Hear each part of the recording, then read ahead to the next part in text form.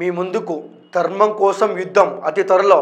Hi guys, this is Sai Charan వచ్చాను. ఈ dialogue ఎక్కడిదంటే and Harihara Veeramallu నుంచి ఈరోజైతే శ్రీరామనవమి శుభాకాంక్షలు అంటూ క్రిష్ గారు అయితే ఒక పోస్టర్ అయితే రిలీజ్ చేశారనమాట. అదే మీ అందరికీ ధర్మం కోసం యుద్ధం అని అయితే ఒక క్యాప్షన్ అయితే పెట్టి అతి త్వరలో అయితే సినిమా టీజర్ అయితే వస్తుందని అయితే ఒక అప్డేట్ అయితే ఇచ్చారనమాట. బట్ ఇంకొక విషయానికి వస్తే క్రిష్ గారు ఈ సినిమాని హరిహర వీరమల్లుని ఎంతో ఒక రేంజ్లో చాలా బడ్జెట్తో అయితే తీస్తున్నట్టయితే మనకు అందరికీ తెలిసిన విషయమే. ఇంత ముందుకు వచ్చిన గ్లిమ్సే చాలామందిని ఆకట్టుకోయింది.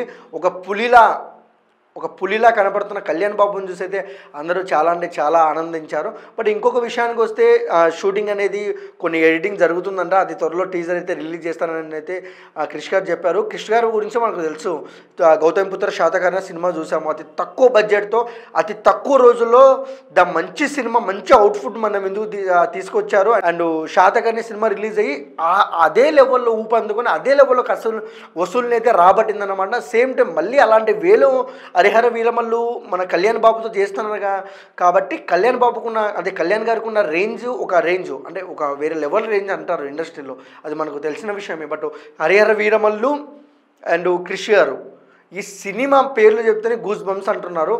బట్ వెయిట్ చేయాలి. ఎందుకంటే ఈ శ్రీరామనామంకే చేయాలని అయితే అనుకున్నారని అయితే తెలుస్తుంది. కానీ కొన్ని టెక్నికల్ రీజన్స్ వల్ల అయితే టీజర్ అయితే రిలీజ్ చేయలేదు. ఎనీవే కళ్యాణ్ గారి నుంచి ఒక అప్డేట్ రావడం అంటేనే ఒక గగనం అది అసలు. సో ఇప్పుడైతే హరిహర వీరమల్లు నుంచి వచ్చిందంటే ఫ్యాన్స్ చాలా అంటే చాలా ఎంజాయ్ చేస్తున్నారు.